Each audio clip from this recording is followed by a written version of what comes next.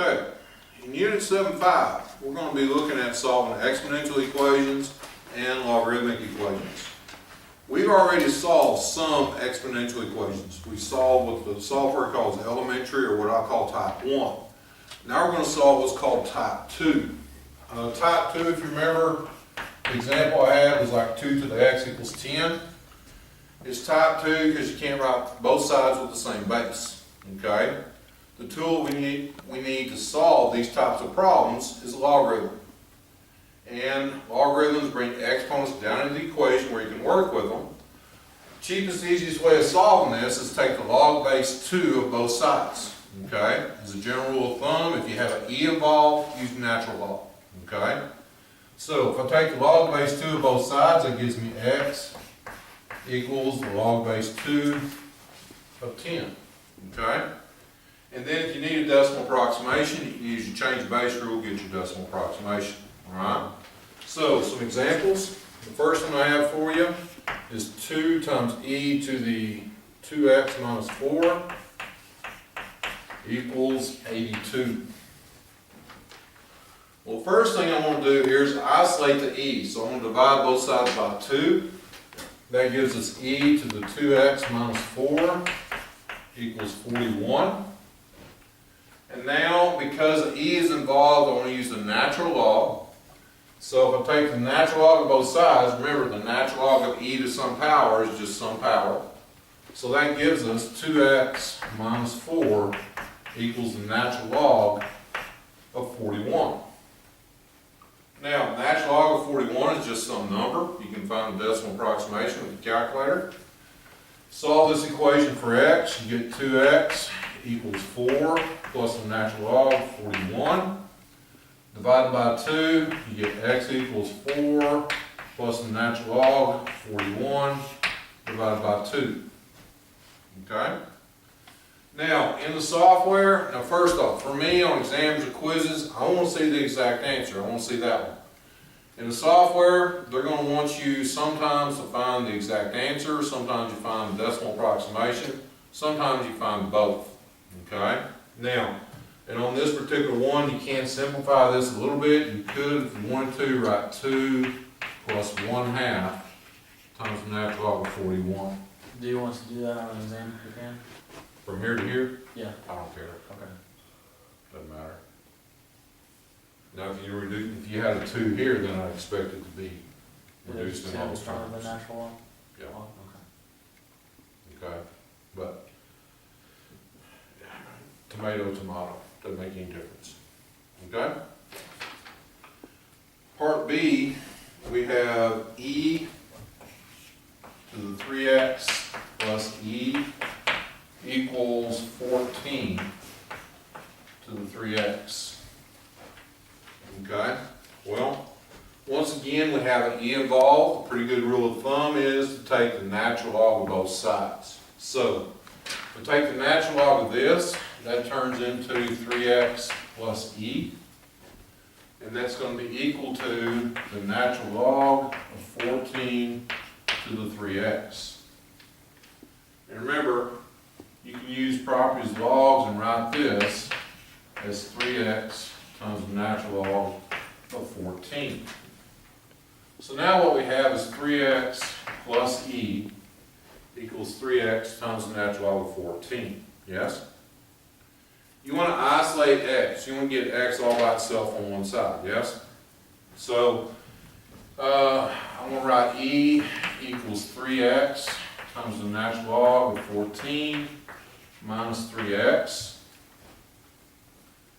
On this one, because of the factor 3, we can pull a factor of 3x out of both of them. Most time you can't pull 3 out. Okay? You can leave the 3 in there if you want to, or pull it out, but no matter, you can write 3x times natural log of 14 minus 1. Yes?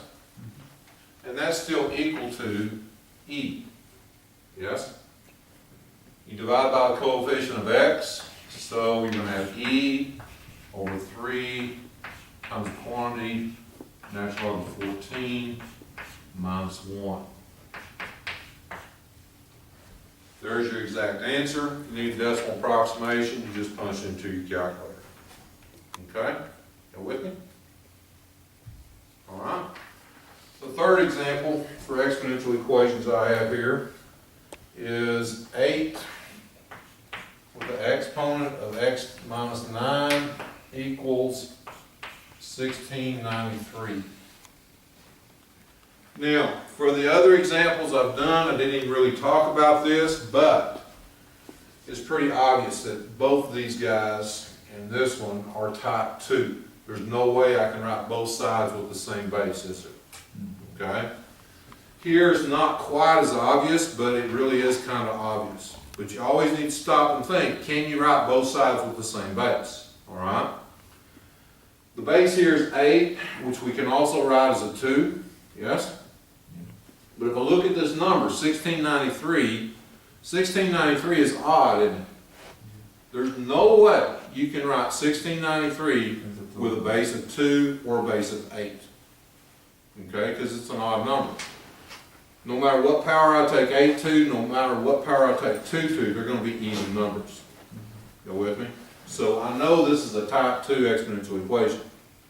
Now, if you want the exact answer, the cheapest, easiest way is take the log base 8 of both sides. Okay, if you need a decimal approximation, it's probably easier to take the log base 10. But you can get the same answer both ways. Go with me? If I take the log base 8, I get x minus 9 equals the log base 8 of 1693. Solving that for x, we get x equals 9 plus the log base 8 of 1693. Yes? Okay? Well, and like I said, if you want a decimal approximation, what do you do? You use the change of base rule, right? And if I use the change of base rule, it gives me 9 plus the log of 1693 over the log of 8. Okay? And believe it or not, that's going to be the same equation or same number that you get if you took the log base 10 on both sides. Okay? It's just a little more complicated to solve if you take the log base 10. Alright, for this particular example. You with me? Mm-hmm. Alright? Now, the other topic in this unit is logarithmic equations. Okay? Now, if you remember, exponential functions, the graph of exponential functions, the domain was all real numbers. So for all of these, we're pretty sure that our solutions that we get are going to work. But with logarithms, the domain, remember, you can't take the logarithm of a negative number. That's illegal in Oklahoma. Yes? So you have to consider the domain of your logarithmic expressions in the logarithmic equation. First example I have for you is the log base 6 of x minus 6 plus the log base 6 of x equals log base 6 of 4. Okay? Alright, so this guy is only happy, it's only defined if x is bigger than 6, isn't it? Yes. This guy is only happy, it's only defined if x is bigger than 0, yes? Yes. So any solutions we get have to be bigger than 6. Okay? If we get something that's smaller than 6, it'll look like a solution, but if we put it into the original equation, it won't work. It'll blow this guy up. You with me? Okay? So, but as far as solving this, first thing you want to do is write the left-hand side as a single logarithm. I'm going to write this as log base 6 of x minus 6 times x equals the log base 6 of 4. Now, officially, well, first off, how do you make a log go away? And don't say flush. What do? You put both sides in the exponent with whatever your base is. Yes? Yeah. We have log base 6 on both sides. Officially, we put both sides in the exponent with a base of 6. But because we have log base 6 on both sides, you can basically just take it away. This is the same thing is x minus 6 times x equals 4. Okay? You with me? Alright, now, this is a quadratic equation, and as a matter of fact, it's kind of an ugly quadratic equation. This turns into x squared minus 6x minus 4 equals 0.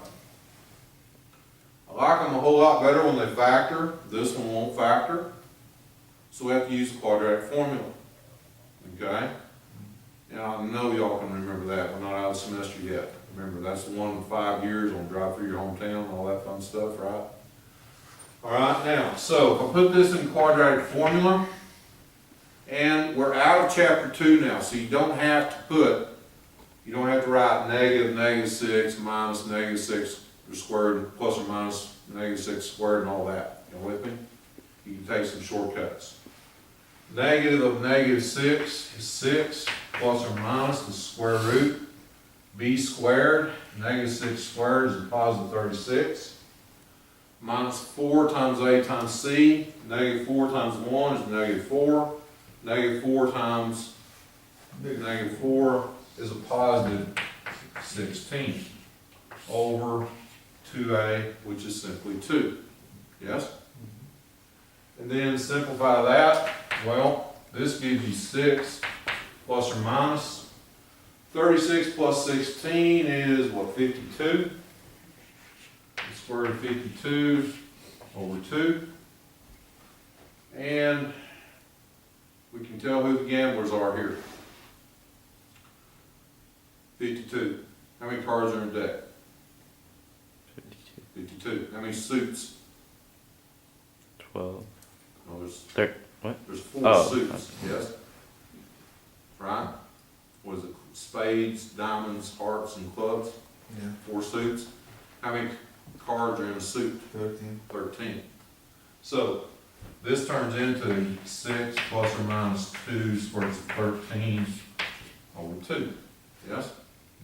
Because 52 is 4 times 13, yes?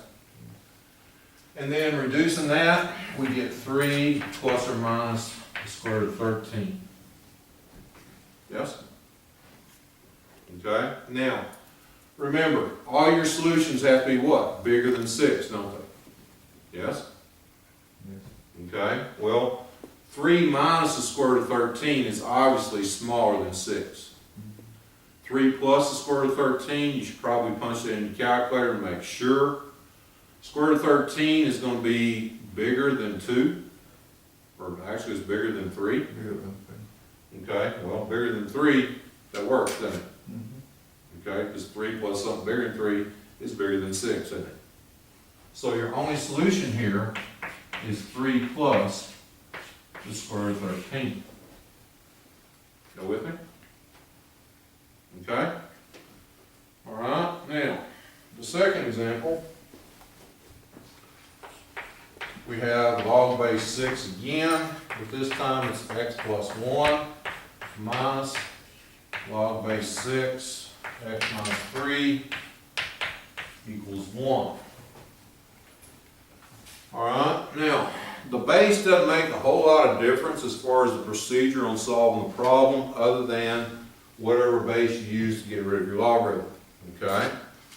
What's different about this problem and this problem is, on this one, on the right-hand side, we have a log base 6, didn't we? Over there, we just have a constant number, 1.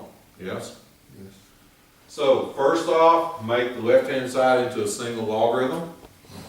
And you have a minus sign instead of a plus sign. So this is going to be x plus 1 over x minus 3 equal 1.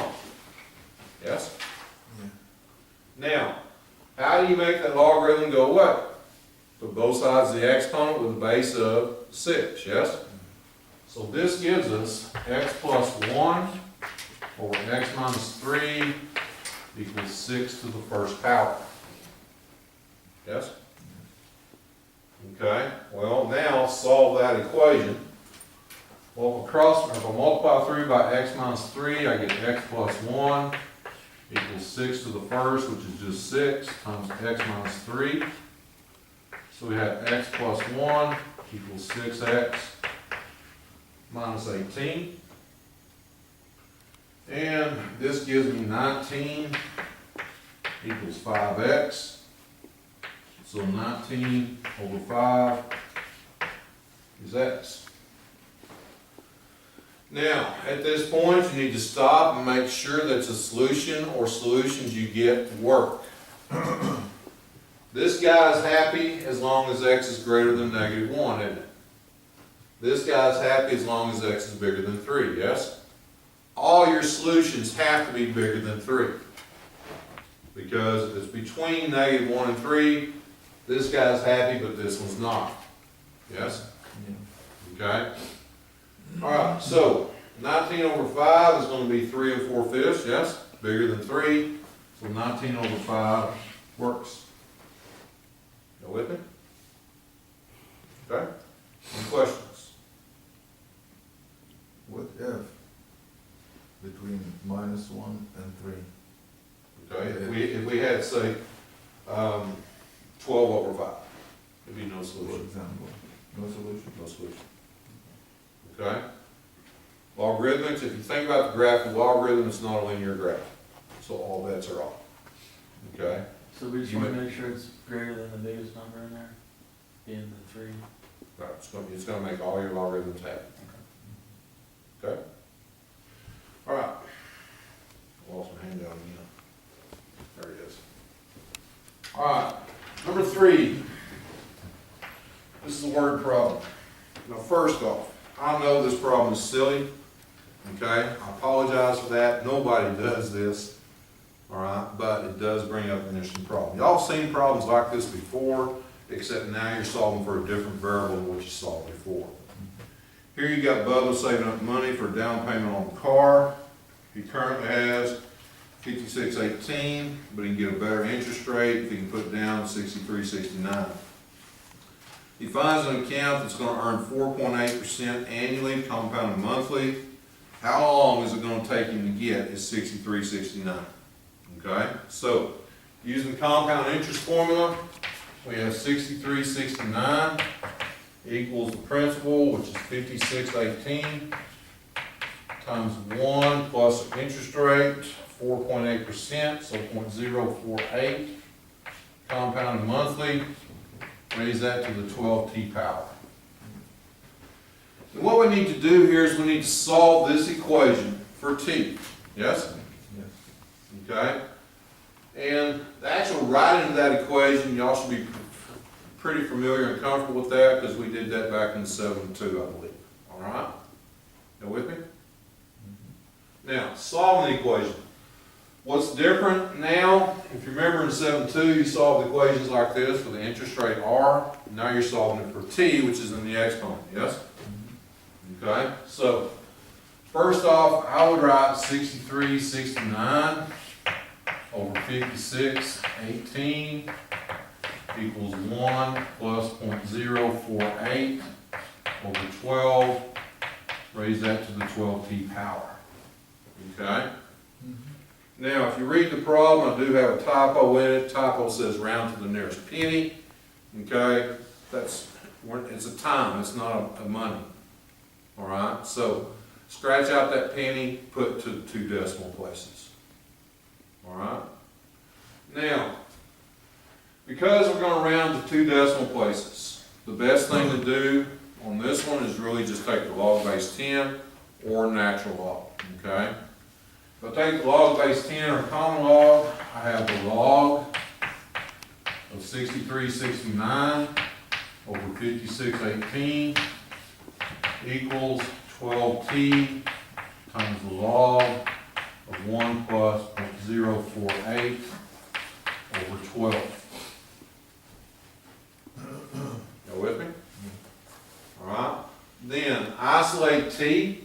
So this is going to give you the log of 63.69 over 56.18 divided by 12 times the log of 1 plus 0.048 over 12. And that's going to be equal to t. Are y'all with me here? Okay, now, you have to be careful how you punch this into a calculator, okay? Remember, if you're gonna have multiple operations going into the denominator, like 12 times log of something, you need to put it in parentheses, okay? You got a couple options on how you punch it in. The way I would punch this in is I'd punch into the denominator first. I'd punch in 12 times the log of 1 plus 0.048, divide 12, close that parentheses, hit enter. You're gonna get some decimal, yes? And then I'd punch in the log of 6369, 56 divided by 5618, close that parentheses, then hit divide, and then divide by the answer. You with me? Okay? Now, I've already gone too far past it. And I would show y'all how to do this on the computer, but I'm afraid that it's not going to show up on camera. Okay? So, if I punch in the way I say, 12 times the log of 1 plus 0.048, divide 12, close parentheses, hit enter. I get 0.020804, yada, yada, yada. And then I want the log of 6369, divide 5618, close that parentheses, divide that by the answer. Round to 2 decimal places, we get 2.62 years.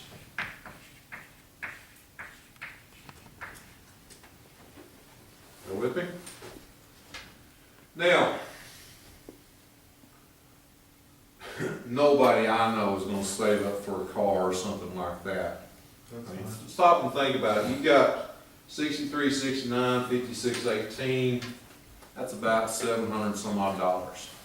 Yes? Yes. Okay. How many people you know are going to wait a little over 2.5 years to buy a car for 750 some odd dollars? You get that, that's Okay. Unless you got one heck of a break on the interest rate. You with me? Okay. I would go out and find a second job, earn $750, do it that much quicker. Most people I know would do that. You with me?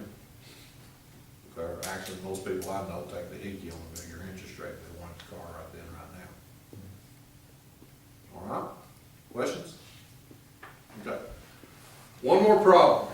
Now, here, I've written this on the board, and I think most of y'all got this written down. You folks on the video, you've already got this on your handout. I'm going to work it over here. Okay? All right, so what it says, a chemist running tests on an unknown sample that he suspects is a radioactive element isolates 12 grams. It says something about getting it out of illegal waste dump or something like that. And believe it or not, guys, this is really done. Okay? Not just by chemistry, but crime scene investigators, they do this also. Okay? So you actually get into some real applications here. But in order to help identify the element, we'd like to know the half-life. After 44 days, he's got 2 grams of the stuff left. So what is the half-life of this stuff? Okay? Well, to do this, you need to know your formula. If you remember, this is the same formula as the population model, or half-life, yes? Okay, the only difference is the population, we replace the capital A's with capital P's, yes? And the way I think of it is, they've given me 2.5 ordered pairs, and they're asking me for the other half of the 3rd order pair, okay? Because at time equals 0, we have 12 grams. After 44 days, we have 2 grams. Yes? How long does it take to get 1/2 of your original amount? 12 or 6.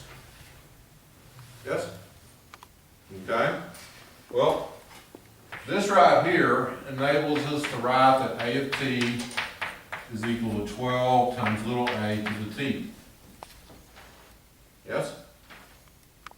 You with me? All right, now we can say say, well, 2 is equal to 12 times A to the 44 power. Yes? That's what this point gives us. Go with me? Okay? And what we need to do now is find out what A is. Well, this gives you 2 divided by 12 is equal to A to the 44th power. Now this one, the numbers are nice. We can reduce this pretty easily. 2 over 12 is what, 1/6? Yes? So we can say that A is the 44th root of 1/6. Now, when you're dealing with them like this, it's generally easier to think of this instead of radical notation and exponential notation. That's the same thing as 1/6 to the 1/44th power. Yes? So now we can write our function. A of t is going to be 12 times 1/6 to the t over 44 power. Yes? Okay. And remember about half-life, what happens? The original amount divides out, doesn't it? Yes? So you can think 1/2 times 12 equals 12 times 1/6 to the t over 44 power. And we need to solve that equation for t. Yes? Okay, well, 12's divide out, this turns into 1/2 equals 1/6 to the t over 44 power. And because we want a decimal approximation here, I'm just going to take the common log of both sides instead of log base 1/6. And that gives me the log of 1/2 equals t over 44 times the log of 1/6. Yes? Solving that equation for t, we get 44 times the log of 1/2 divided by the log of 1/6 equals t. Okay? And we're also asked to round to 2 decimal places. Once again, you need to be careful how you punch this in. You only have one operation going on the bottom. What you have to be careful of is make sure you close that parentheses when you hit log here. Okay, so if I punch that in, I got 44 times the log of 0.5, close parentheses, divided by the log of 1 divided 6, close parentheses. 2 decimal places, I get 17.02. And that's going to be days. Okay? So with a half-life of 17.02 days, it's not very radioactive, but it probably is a little radioactive. Okay, go with me? All right, so once again, a reminder. Your test, leave it running. Your test over chapter 7 goes away Friday about 12 o'clock, is what I'm thinking. Tomorrow? No, Friday. Friday. Today's Tuesday, right? Okay. Okay? It's gonna open up Thursday morning, all right? When I got hit with this virus last week, I'll tell you what happened. I got hit with this virus Wednesday morning. I managed to get through my 2 classes on Wednesday morning, and basically I went home Wednesday afternoon, and I didn't basically leave the house again until Sunday afternoon. I did some stuff over the weekend I shouldn't have done, made things worse. So a lot of the stuff that I normally get done over the weekend, I didn't get done. So I don't have your test made out yet. All right, I know that just breaks your heart, but Oh, too much. the way my day is stacked up today, I'm not gonna be able to get it done today. Okay? I anticipate being able to get it done tomorrow morning, before my morning classes start, all right? So I'm not gonna open this test up till Thursday morning, and then we're gonna close it Friday afternoon. Will we have a practice exam? A web test? Yep. Yes. Okay. I'm gonna try and get a web test put up tomorrow morning also. Okay? All right? Any questions? All right. Good luck. Go Will do you some have, math. you gonna have any study session before the exam?